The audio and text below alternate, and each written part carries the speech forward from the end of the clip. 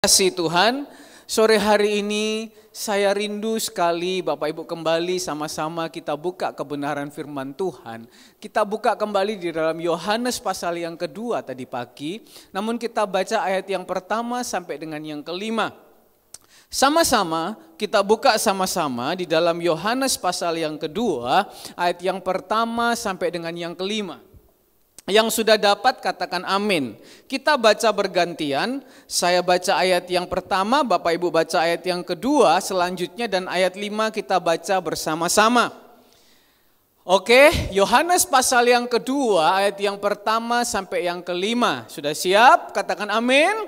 Ya, pada hari ketiga ada perkawinan di Kana yang di Galilea. Dan ibu Yesus ada di situ. Bapak Ibu.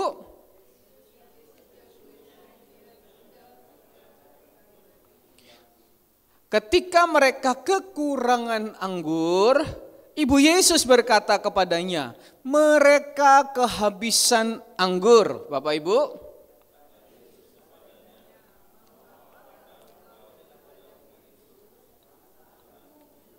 Sama-sama ayat yang kelima.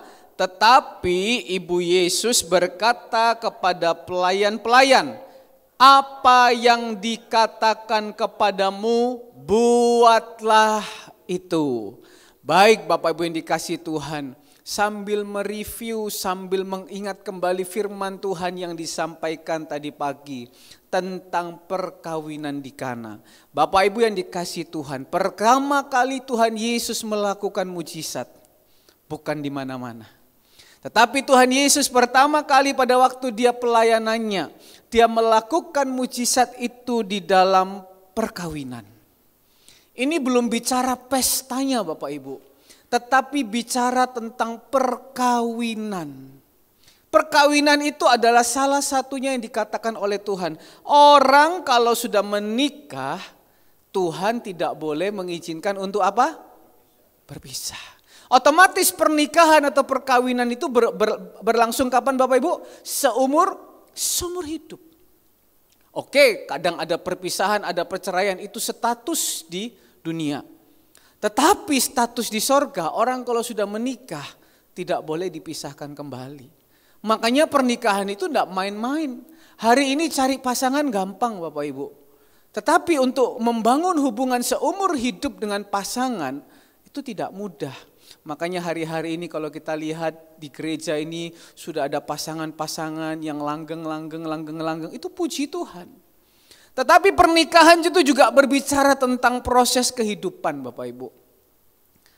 Pernikahan itu berbicara juga tentang proses kehidupan.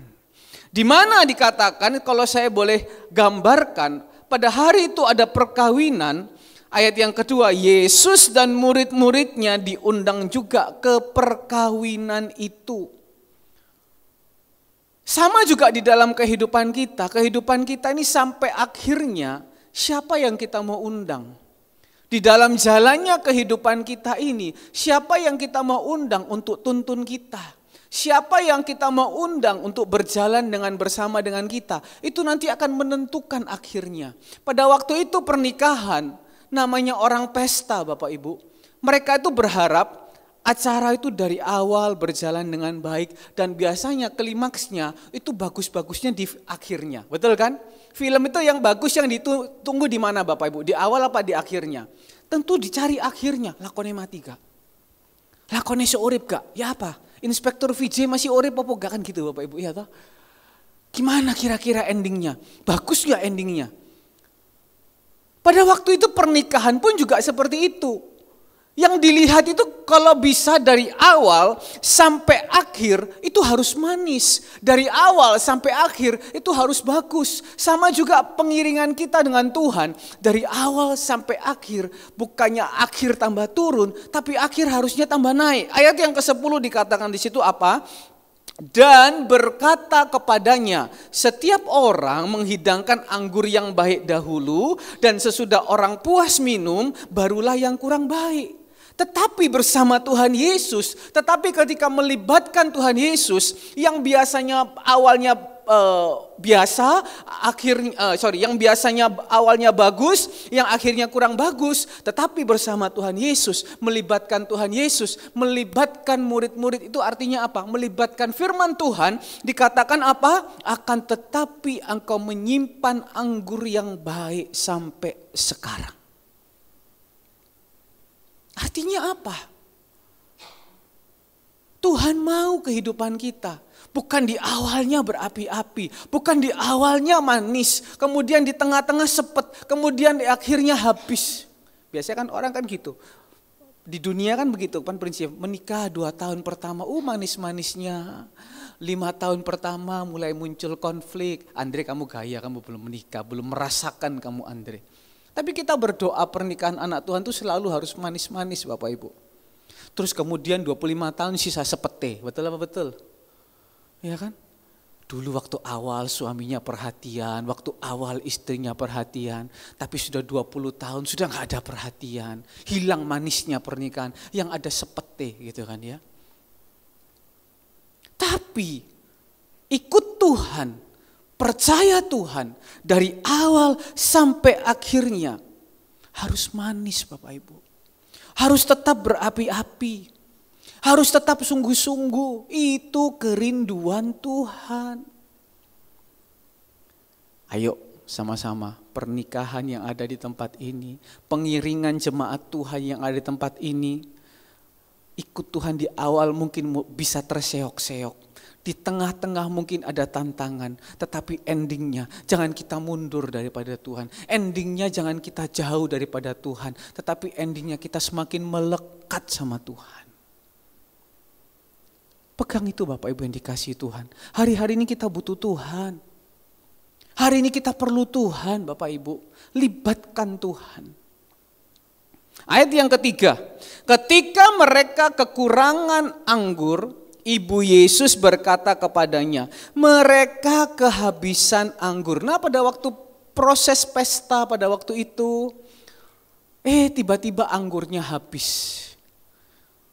Kalau anggur habis malu Bapak Ibu, waktu itu kalau orang Israel itu begitu.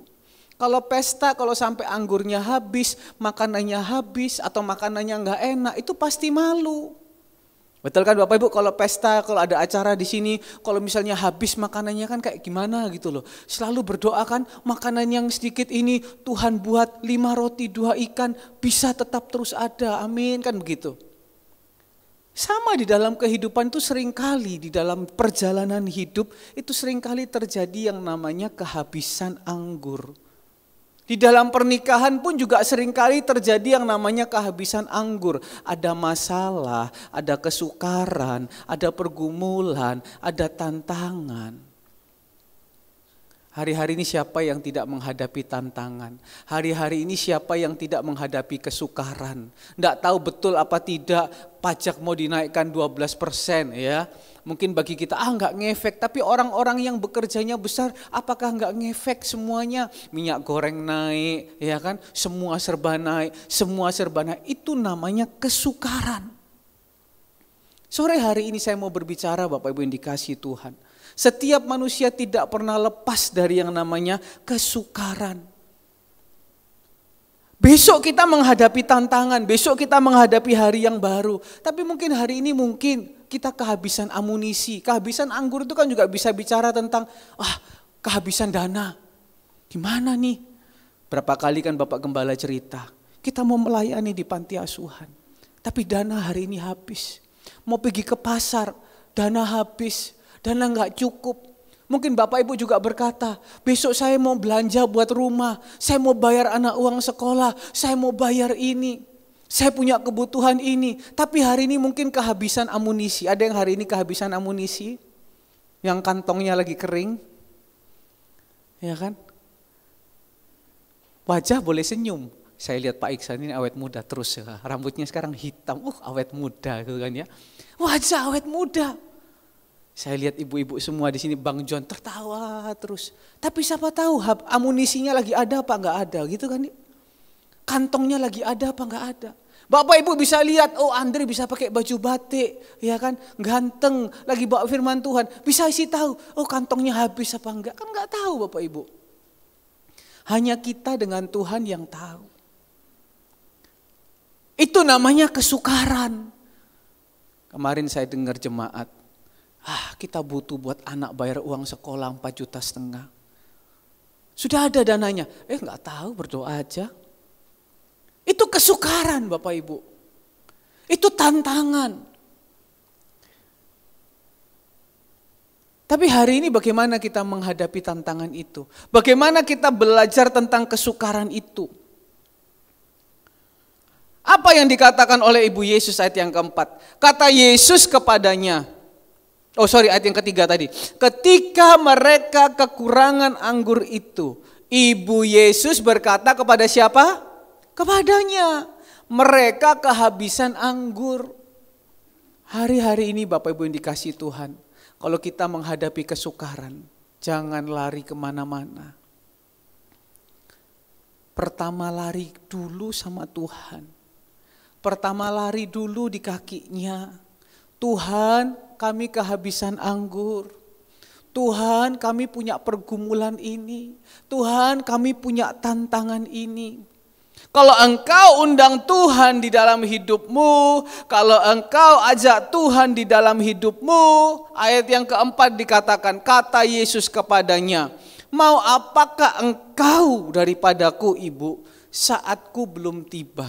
Kalau engkau undang Tuhan dalam hidupmu, ada waktunya Tuhan berkarya, ada waktunya Tuhan menjawab. Ada waktunya Tuhan memberikan pertolongan dalam hidupmu. Amin. Cuma sekarang yang kita mau belajar Bapak Ibu tentang kesukaran dulu. Kita bicara manusia itu enggak lepas dari yang namanya kesukaran.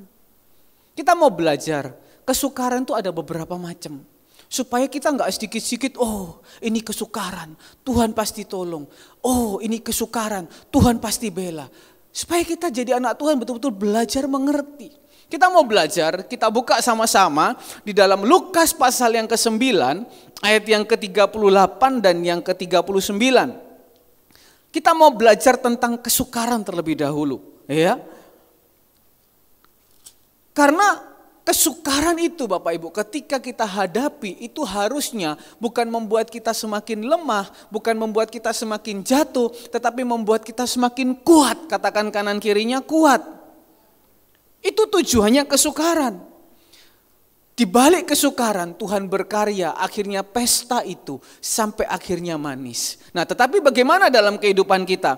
Kita buka sama-sama dalam Lukas pasal yang ke-9 ayat yang ke-38 dan 39.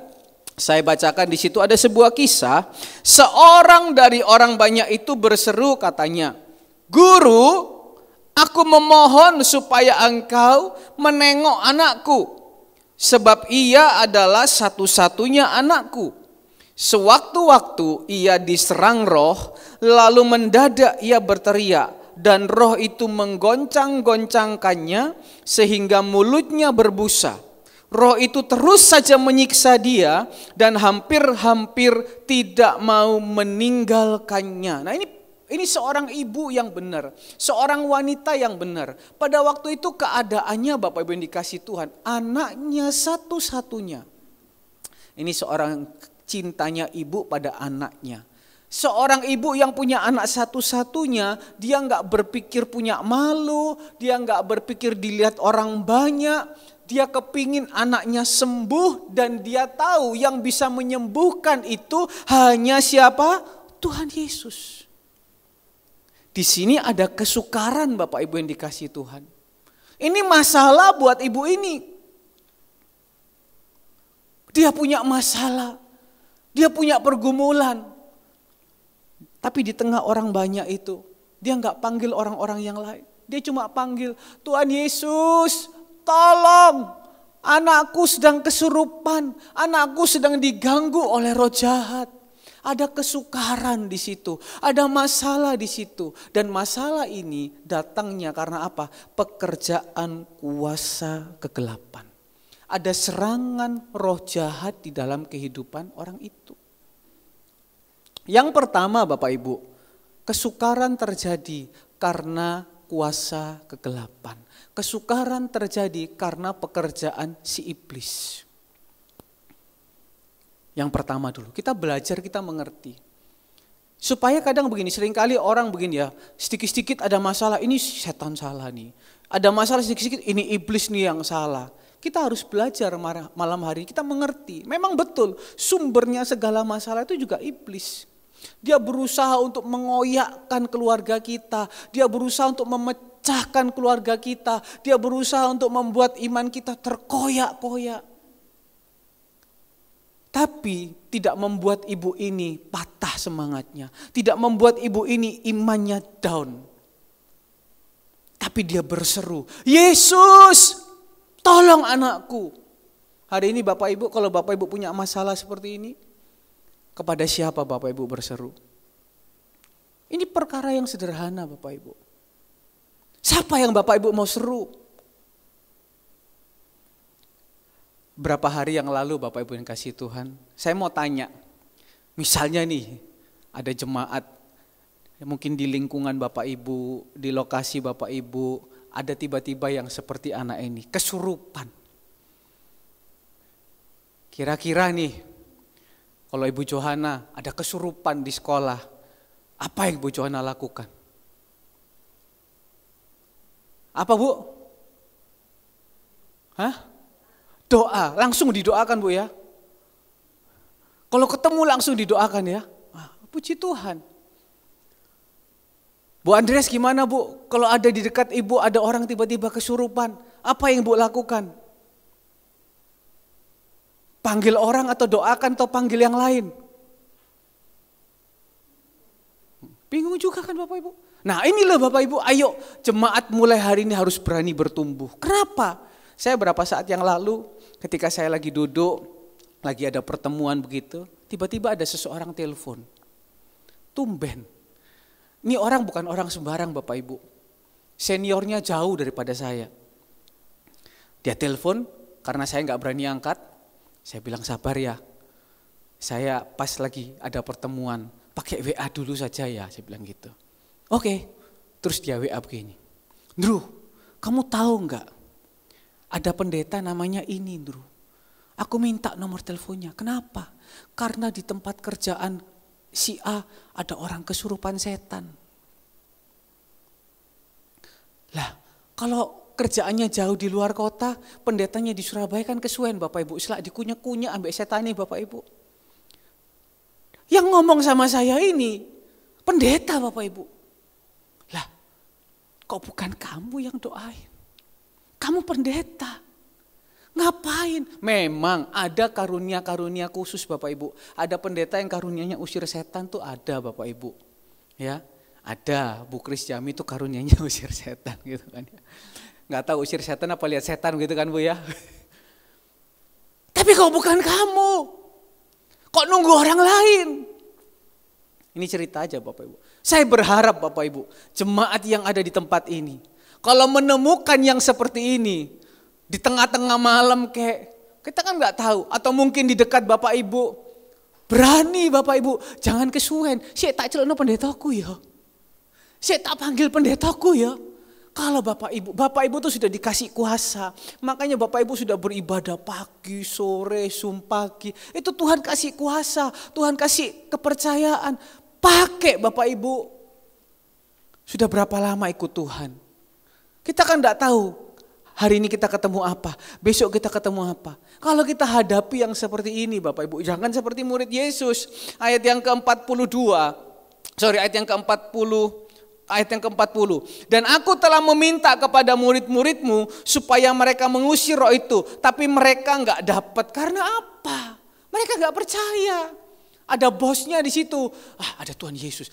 Memang betul Bapak Ibu, tapi mereka tuh dikasih kuasa, dikasih kepercayaan, punya kuasa untuk mengusir. Nah kesukaran itu terjadi juga karena apa? Roh jahat, karena pekerjaan setan. Jadi pada hari ini, malam ini jemaat ya, kalau menghadapi yang seperti itu, jangan bilang, saya tak telepon pendetaku. Oh, aku pendetaku jago ngusir setan. Langsung datang dengan iman. Saya dikasih kuasa sama Tuhan. Moro-moro setannya bilang gini, sopo kamu? Aku udah kenal. Iya kan? Makanya Bapak Ibu yang kasih Tuhan, ayo melekat sama Tuhan. Itu loh, kenapa kita harus melekat sama Tuhan. Karena ketika kita menghadapi kesukaran, kita bisa menghadapi. Coba buka sama-sama 1 Petrus 5 ayat yang ke-8 coba. 1 Petrus 5 ayat yang ke-8. 1 Petrus 5 ayat yang ke-8 dikatakan di situ apa? Sadarlah dan berjaga-jagalah. Lawanmu si iblis berjalan keliling sama seperti singa yang mengaum-ngaum dan mencari orang yang dapat ditelannya. Tugas kita sore hari ini apa? Menghadapi kesukaran. Sadar, berjaga-jaga. Sadar, berjaga-jaga. Singa itu dia lihat ketika ada celah dalam hidupmu, dia makan. Lihat anjing yang di sebelah kanan ini. Anjingnya Kesia itu, yang alim, gak pernah menyenggong. Tapi kalau dia lihat anak kecil, dia lihat mungkin takut, dia berani jenggong Bapak Ibu. Singa pun juga begitu.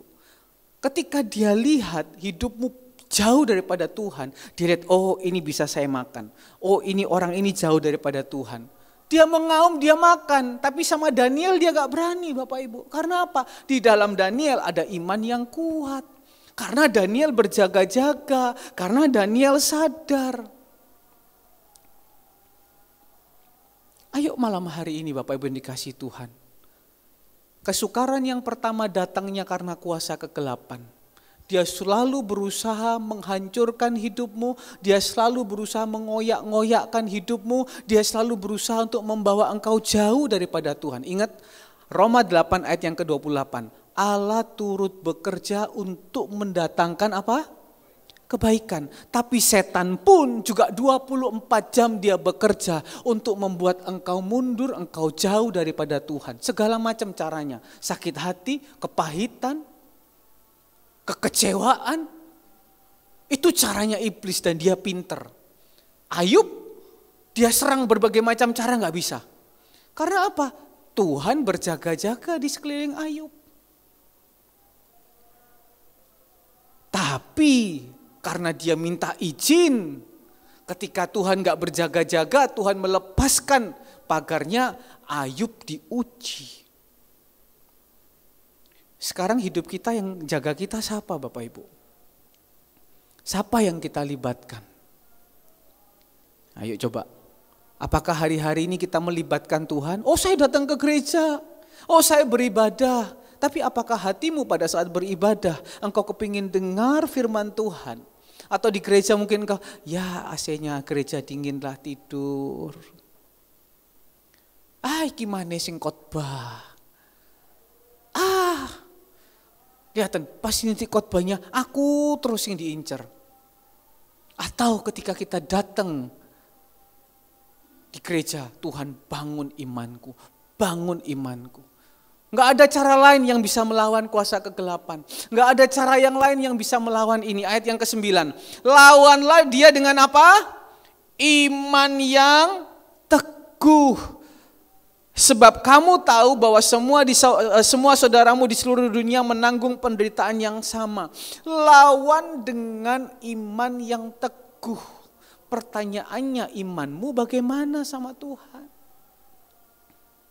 Senin Kemis, Selasa Rebu, atau tiap hari, tiap saat Tuhan ada di dalam kehidupan kita. Tuhan jaga kehidupan kita. Bapak Ibu yang dikasihi Tuhan, ayo akhir-akhir ini jangan jauh daripada Tuhan. Si ibu Yesus ketika itu anggur habis, dia gak lari sama siapa-siapa karena dia tahu di situ ada Tuhan dan imannya masih percaya sama Tuhan. Dia bilang apa? Dia cuma lapor Bapak Ibu, gak minta macam-macam. Tuhan, anggurnya habis. Hari ini ketika engkau datang sama Tuhan dengan hati yang benar. Tuhan, ini besok anak mau bayar uang sekolah loh Tuhan. Tuhan, besok ini punya pergumulan loh. Tiba-tiba Tuhan jamah hati seseorang besoknya. Kok kenapa ya? Saya lihat orang ini kok saya kepingin memberkati ya. Ternyata memang betul. Orang ini punya pergumulan loh. Tuhan tuh tahu loh Bapak Ibu. Tuhan tahu isi hati kita malam hari ini. Dia tahu apa yang menjadi kebutuhanmu. Anak-anak muda, Dia tahu apa yang menjadi masa depanmu. Makanya ayo melekat sama Tuhan. Tadi pagi saya bawa firman. Saya tanya, siapa di sini yang tahu tentang Yerobeam? Semua pada diam. Siapa tonggoku ya? Tapi kalau di sini kan, siapa tahu Yerobeam? Semua tahu. Karena apa? Suka baca firman. Suka dengar firman. Sehingga imannya bangkit. Amin Bapak Ibu. Jadi ayo hati-hati dengan pekerjaan si iblis. Hati-hati dengan pekerjaan si jahat. Kalau Tuhan selalu berusaha mendatangkan kebaikan, Dia selalu berusaha mendatangkan kehancuran dalam hidupmu. Dan caranya cuma satu untuk melawan. Iman yang teguh. Kalau hari ini imanmu gak teguh, ada masalah sedikit-sedikit lapor. Tolong Pak Pendeta, ini sakit. Tolong Pak Pendeta, ini seperti tadi yang WA saya. Ini pendeta Bapak Ibu. Bukan berarti saya meremehkan. Tidak. Tapi sebuah contoh, kan saya gak sebut nama Bapak Ibu. Bapak Ibu juga gak tahu kan. Tapi saya berharap jemaat di tempat ini, kalau ada masalah yang mendadak seperti itu, saya anak Tuhan, ayo saya doakan. Ayo saya doakan. Ada amin? Yang pertama Bapak Ibu ini kasih Tuhan. Kesukaran karena pekerjaan roh jahat. Yang kedua, kesukaran itu juga sering terjadi dalam kehidupan kita. Kesukaran karena apa? Kesukaran yang kedua, kesukaran yang terjadi karena kebodohan umatnya. Yang pertama tadi karena pekerjaan kuasa kegelapan. Yang kedua karena kebodohan umatnya. Coba buka kembali 1 Raja-Raja. 1 Raja-Raja pasal yang ke-12. Saya ulangi sedikit ayat yang ke-27. Jika bangsa itu pergi mempersembahkan korban sembelihan di rumah Tuhan di Yerusalem, maka tentulah hati bangsa ini akan terbalik kepada Tuhan mereka, yaitu Rehabeam Raja Yehuda. Kemudian mereka akan membunuh aku dan akan kembali kepada Rehabeam Raja Yehuda. Sesudah menimbang-nimbang, maka raja membuat 2 anak lembu jantan dari emas dan ia berkata kepada mereka, sudah cukup lama kamu pergi ke Yerusalem. Hai Israel, lihatlah sekarang Allah-Allahmu yang telah menuntun engkau keluar dari tanah Mesir. Lalu ia menaruh lembu yang satu di Betel, yang lain ditempatkannya di Dan. Nah, yang kedua Bapak Ibu, kita melihat kenapa seringkali kesukaran terjadi karena kebodohan umatnya. Saya ingatkan kembali Yerobeam 2 minggu lalu. Aturannya itu bawa persembahan itu ke Yerusalem. Sudah gak boleh, aturannya itu kalau bawa persembahan ke Yerusalem. Tapi karena dia bodoh, dia takut kehilangan kekuasaan. Dia gak baca aturannya Tuhan baik-baik. Dia menyalahi aturannya Tuhan. Makanya lihat, sudah dikasih kepercayaan besar, sudah dikasih fasilitas yang bagus, sudah dikasih kerajaan yang baik, karena kebodohannya, kesukaran timbul. Tuhan bilang apa? Pelayananmu seperti tai, aku menyapu keluargamu seperti tai. Karena apa? Bodoh, gak mengerti isi hati Tuhan. Sama, coba kita buka sedikit. 1 Raja-Raja pasal yang ke-18, coba buka sedikit saja. Ada ceritanya Ahab ketika dia bertemu dengan Elia. Ayat yang ke-17, segera sesudah Ahab melihat Elia, ia berkata kepadanya, engkaukah itu yang mencelakakan Israel? Jawab Elia kepadanya, bukan aku yang mencelakakan Israel, melainkan engkau ini dan kaum keluargamu. Sebab apa? Sebab kamu telah meninggalkan perintah-perintah Tuhan dan engkau ini telah mengikuti para Baal. Ahab protes sama Elia.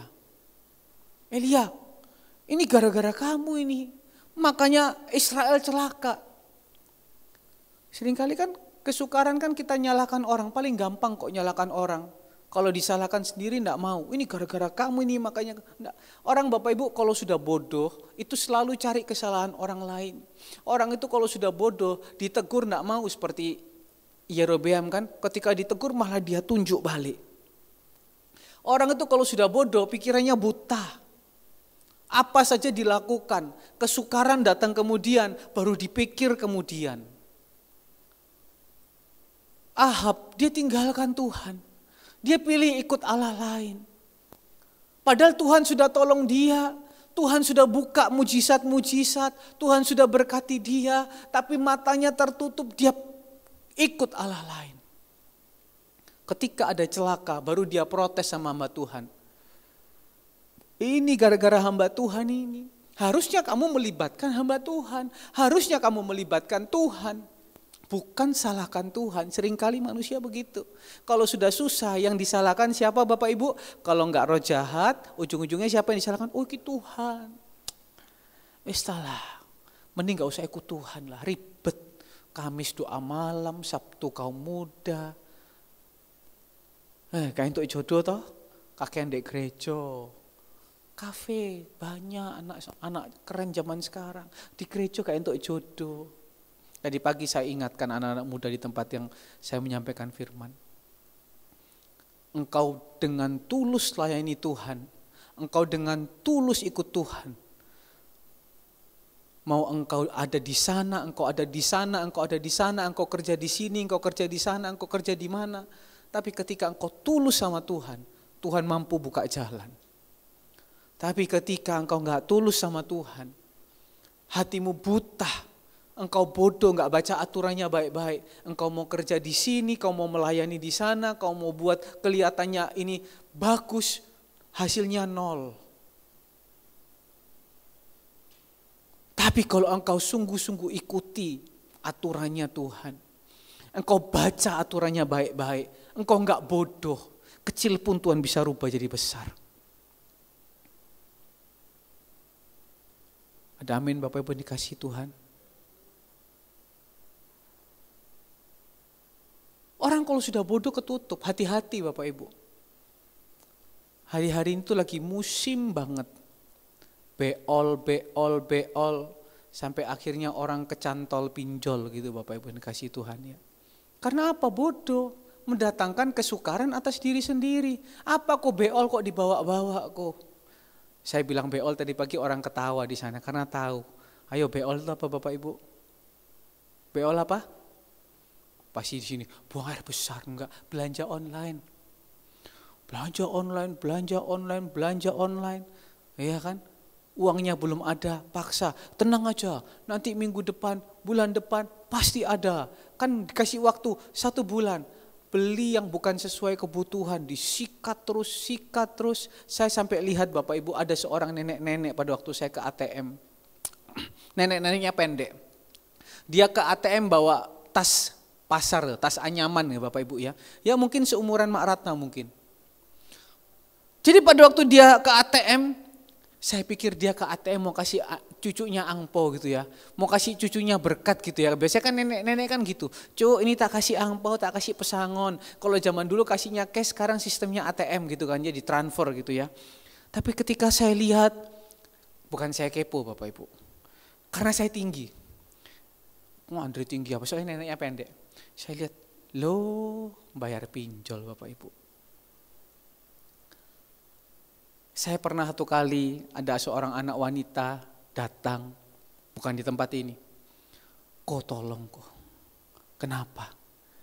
Saya sudah tahu Bapak Ibu. Pokoknya kalau sudah model-model gitu itu ujung-ujungnya pasti. Lega pinjol, ya kan? Wis kayak gitu-gitu. Dibukakan kertasnya bukunya. Ini kok punyaku.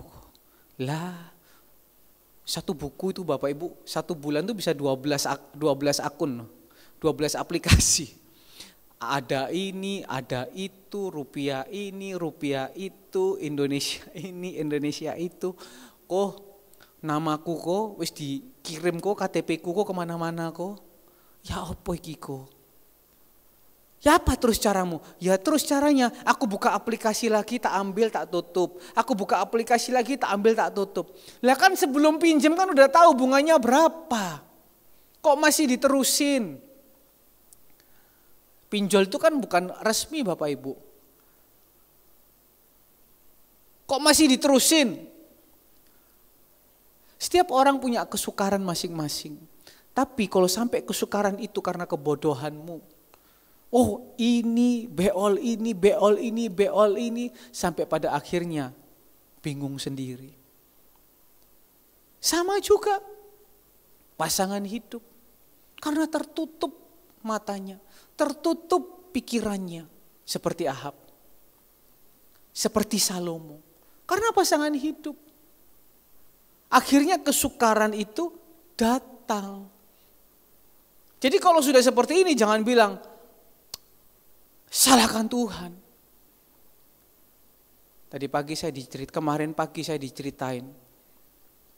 Ada dulu anak Tuhan di tempat ini, sudah dibilang menikah yang baik, menikah pasangan yang seiman. Oh ini jauh selisihnya. Menikah udah 3 kali Bapak Ibu. Menikah udah 3 kali. Akhirnya anaknya yang 1 kelempar di sini, anaknya yang 2 kelempar di sini, anaknya yang ketiga kelempar di sini. Dapat pasangan yang playboy lagi. Ganteng sih ganteng. Playboy, cerai. Kawin kedua, cerai. Sekarang kawin ketiga.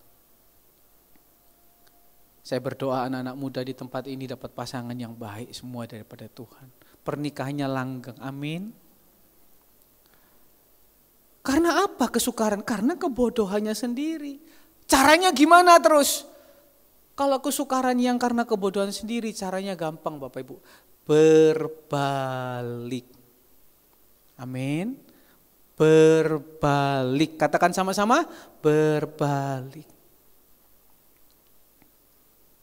Kesukaran itu harusnya bikin kita bukan tambah hancur Bapak Ibu. Kesukaran itu harusnya bikin kita tambah kuat. Sama seperti angkat besi. Angkat besi itu awalnya ringan, tapi gak jadi apa-apa. Tapi ketika Bapak Ibu mulai tambah beban, kita usaha angkat. Yang penting angkatnya benar Bapak Ibu. Angkatnya salah patah tulang gitu kan ya. Saudara saya pernah salah angkat gitu. Yalah tulang ekornya putus. Habis di rumah sakit 70 juta. Gak bisa kentut atau apa gitu. Karena salah angkat gitu. Harusnya ketika angkat beban, itu justru malah kamu tambah kuat gitu loh. Biar kelihatan badannya kecil tapi ngangkat itu kuat. Karena apa? Kesukarannya itu bawa kekuatan. Tapi kalau kesukaran karena kebodohan diri sendiri ya mohon maaf. Yang ketiga, tadi yang pertama kesukaran karena apa? Kuasa roh jahat. Gimana caranya? Lawan dengan iman. Nah imannya harus dibangun. Ketika iman dibangun kan kita tambah kuat, tambah mengerti firman. Yang kedua kesukaran karena kebodohan diri sendiri. Gak baca baik-baik, gak dipikirkan baik-baik, dikerjakan. Yang ketiga jadi hati-hati ya, ngambil keputusan hati-hati. Tanya Tuhan betul-betul supaya apa? Gak nanti kesukaran datang kemudian baru menyesal. Dan jangan salahkan Tuhan. Pikir baik-baik setiap keputusan. Yang ketiga, yang terakhir, kesukaran itu terjadi seizin daripada Tuhan. Nah ini ada lagi, kesukaran karena roh jahat, kesukaran karena kebodohan, dan kesukaran karena Tuhan izinkan. Coba buka sama-sama Ulangan pasal yang ke-8. Ulangan pasal yang ke-8 ayat yang kedua.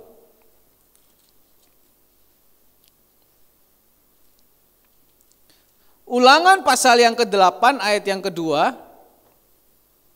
Ingatlah kepada seluruh perjalanan yang kau lakukan atas apa? Atas kehendak Tuhan Allahmu di padang gurun selama 40 tahun ini. Dengan maksud apa? Merendahkan hatimu dan mencobai engkau untuk mengetahui apa yang ada dalam hatimu. Yakni apakah engkau berpegang pada perintahnya atau tidak. Ada kesukaran yang terjadi, itu karena kehendak Tuhan. Apakah Tuhan mau kita susah? Enggak Bapak Ibu.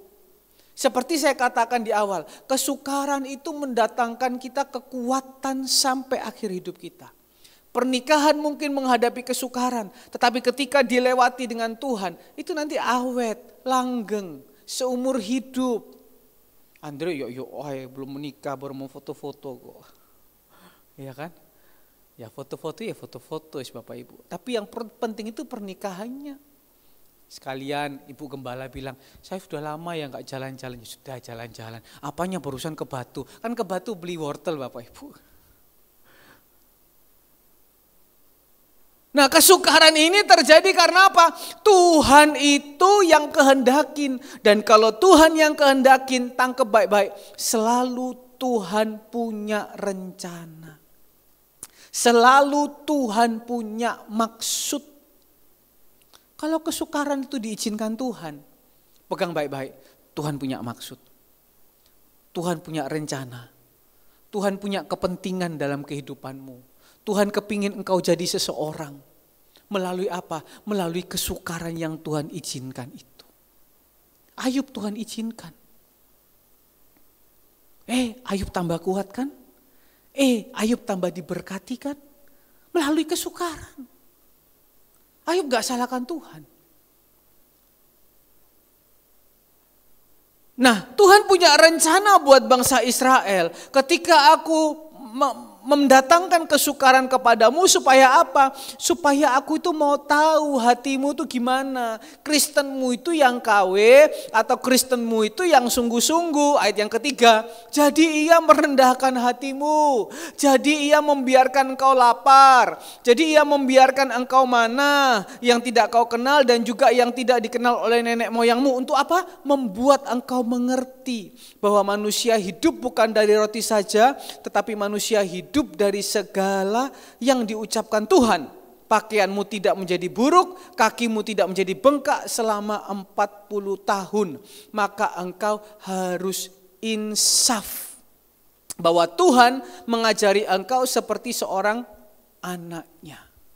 Ketika Tuhan mendatangkan kesukaran, mengizinkan untuk menguji hatimu, tangkap, dia selalu punya rencana supaya apa? Kita menjadi lebih kuat, supaya kita menjadi lebih sadar, supaya dia mau angkat kita seperti anaknya sendiri. Ayat yang kelima, Tuhan mau ngajarin kita. Kesukaran itu mau ngajarin kita. Saya sejak kecil gak pernah dimanja oleh orang tua saya, khususnya papa saya. Gak pernah manja Bapak Ibu. Yang ada pasti keras, termasuk dengan adik saya. Keras. Bagi orang dunia, tadiannya Pak Herman kau enak loh. Keras loh. Betul tak? Keras loh. Seakan-akan diktator loh.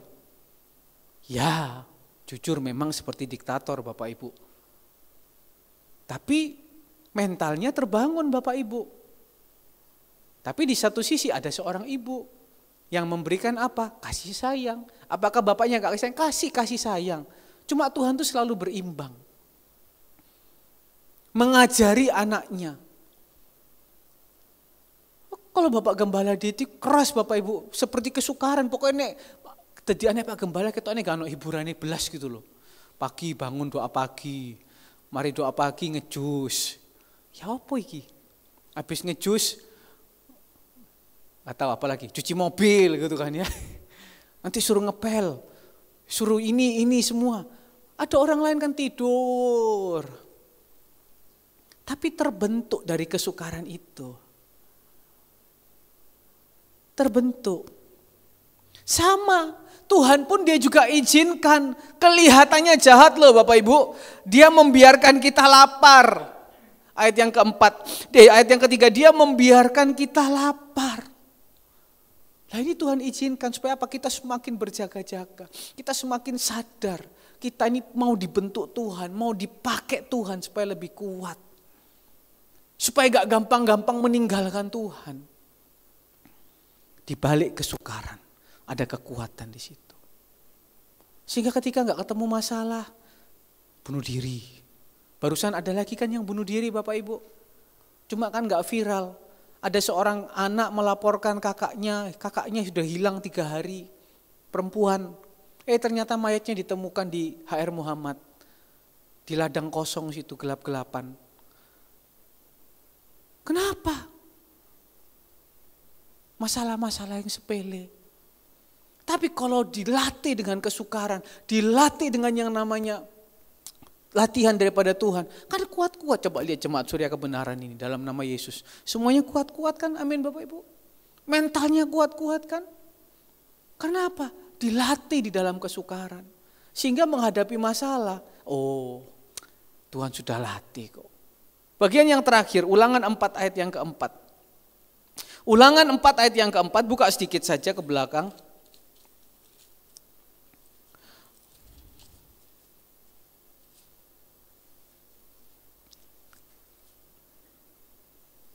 Ulangan 20 ayat yang pertama sampai yang keempat. Ulangan 20 ayat yang pertama sampai yang keempat. Nah, sehingga Bapak Ibu, ketika kita sudah dilatih dengan kesukaran itu, akhirnya timbul di dalam kehidupan kita. Kita baca ya, ayat yang ke-1 sampai yang ke-4. Apabila engkau keluar berperang melawan musuhmu, ya, dan engkau melihat kuda dan kereta, yakni tentara yang lebih banyak daripadamu, maka janganlah engkau takut kepadanya, sebab Tuhan Allahmu yang telah menuntun engkau keluar dari Mesir menyertai engkau. Nah, orang yang sudah dilatih dalam kesukaran, yang Tuhan izinkan dididik, dibentuk, ketika menghadapi yang namanya musuh itu kan macam-macam. Tawaran kenikmatan dunia, melalui apapun juga, tinggalkan ibadah yuk. Ini ada yang happy-happy di luar, ini ada yang senang-senang di luar. Menghadapi tantangan musuh, apalagi kehidupan kita, mungkin kita dibuat orang yang gak enak, mungkin ada kekecewaan, mungkin ada kepahitan. Tantangan apalagi dalam kehidupan kita, keuangan. Ketika kita menghadapi itu, bahkan dikatakan kuda dan keretanya, tentaranya lebih banyak. Artinya apa? Musuh yang lebih kuat daripada kita, musuh yang lebih hebat daripada kita, yang kelihatan mata. Kan biasanya kan manusia itu kan melihat dulu kan, wah ini pergumulan berat, wah ini melihat, aduh ini ke depan gimana susah, bisa enggak ya kita kira-kira melalui, bisa enggak kira-kira kita bisa melewati. Orang yang sungguh-sungguh sama Tuhan, orang yang sudah dididik di dalam kesukaran, ketika dia melihat seperti itu, dia akan apa? Dia akan berseru sama Tuhan. Bukan dia bilang, sudahlah aku menyerah, sudahlah gak usah Tuhan-Tuhanan. Tapi dia akan bilang apa? Aku tetap mau pegang Tuhan erat-erat. Aku mau pegang Tuhan sungguh-sungguh. Bapak Ibu saya tanya, ketika Bapak Ibu menghadapi angin yang kencang, Bapak Ibu pegang sebuah pegangan. Ketika anginnya tambah kencang, Bapak Ibu pegangnya semakin kencang atau semakin dilepaskan pegangannya? Pasti pegangnya semakin kencang kan? Gak mungkin ketika kita pegangan ada angin semakin kencang kita lepas. Kita miber Bapak Ibu. Tuhan juga mau itu, ayo pegang Tuhan sungguh-sungguh. Ulangan 4 ayat yang keempat dikatakan di situ apa? Ulangan 4 ayat yang keempat dikatakan di situ, sedangkan kamu sekalian yang berpaut pada Tuhanmu, yang berpegang pada Tuhanmu, masih hidup pada hari ini. Maksudnya apa? Pada zaman Musa dulu, ketika orang percaya kepada Baal, orang percaya sama lembu emas. Tapi ketika orang yang tetap pegang Tuhan sampai akhirnya, dia berkata, aku tidak akan menyerah. Aku tidak akan mundur. sampai pada waktu itu masih hidup. Dan saya percaya hari ini Bapak Ibu, apapun yang terjadi, selama engkau masih tetap berpegang sama Tuhan, engkau sungguh-sungguh pegang, engkau sungguh-sungguh panggil namanya, sampai waktunya engkau masih akan tetap hidup. Jangan sedikit-sedikit aku menyerah. Sedikit-sedikit aku menyerah. Matius 24 ayat yang ke-13 katakan di situ apa? Matius 24 ayat yang ke-13 dikatakan, Matius 24 ayat 13, tetapi orang apa? Yang bertahan sampai kesudahannya akan selamat. Jangan menyerah Bapak Ibu. Kalau toh memang Bapak Ibu gak bisa hadapin, tetap aku tidak akan menyerah. Tuhan tuh pahlawan perang kita. Minggu lalu kita dengar firman Tuhan kan? Tuhan pahlawan perang kita. Jadi jangan pernah menyerah dengan tantangan. Jangan pernah menyerah dengan kesukaran. Apalagi kesukaran yang diizinkan Tuhan. Kembali tadi Ulangan 20 ayat yang kedua. Apabila kamu menghadapi pertempuran, maka seorang imam harus tampil ke depan dan berbicara kepada rakyat. Dengan berkata kepada mereka, dengarlah hai orang Israel, kamu sekarang menghadapi pertempuran melawan musuhmu. Jangan lemah hatimu, jangan takut, jangan gentar, jangan gemetar karena mereka. Karena apa? Sebab Tuhan Allahmu, Dia yang berjalan menyertai kamu untuk berperang bagimu melawan musuhmu dengan apa? Maksud memberikan kemenangan. Tangkap baik-baik firman Tuhan pada sore hari ini Bapak Ibu. Maksudnya apa? Seorang imam harus tampil ke depan. Harus ada firman yang kita pegang. Ketika ada firman yang kita pegang, ketika kita menghadapi sesuatu, kita tahu. Setidaknya ada batasan. Oh ini loh, firman berkata ini. Lakukannya harus begini. Firman bilang gini. Firman ngomong begini. Batasannya begini. Jadi gak gampang aku menyerah. Aku pasrah. Ya sudahlah. Tuhan gak mau seperti itu Bapak Ibu. Tuhan mau kita jangan menyerah. Jangan takut. Jangan gemetar. Karena apa? Ada Tuhan sama-sama kita. Dan di tengah kesukaran itu, Tuhan mau datangkan apa? Kemenangan. Katakan kanan kiri, kemenangan. Itu kan tujuan akhirnya orang bertanding itu apa? Orang bertanding tujuannya menang Bapak Ibu. Tuhan tahu setiap pertandingan tujuannya menang. Oke lah hadiah, tapi tujuannya menang. Di dalam kesukaran, ketika engkau menang, engkau tambah kuat. Ketika engkau menang, engkau tambah kuat. Ketika engkau menang, engkau tambah kuat. Berarti nggak ada yang namanya tantangan. Pernikahan juga diserang oleh iblis banyak. Pelayanan juga diserang iblis banyak. Tetapi ketika engkau bertahan, menang, bertahan, menang. Itu makin kuat, makin kuat. Karena itu pada malam hari ini, jangan sampai kesukaran yang terjadi itu karena kebodohan kita, karena kesalahan kita sendiri. Kalau itu datangnya dari kuasa kegelapan, lawan dengan imanmu, kau pasti menang. Ketika itu datang karena kebodohanmu, bertobatlah.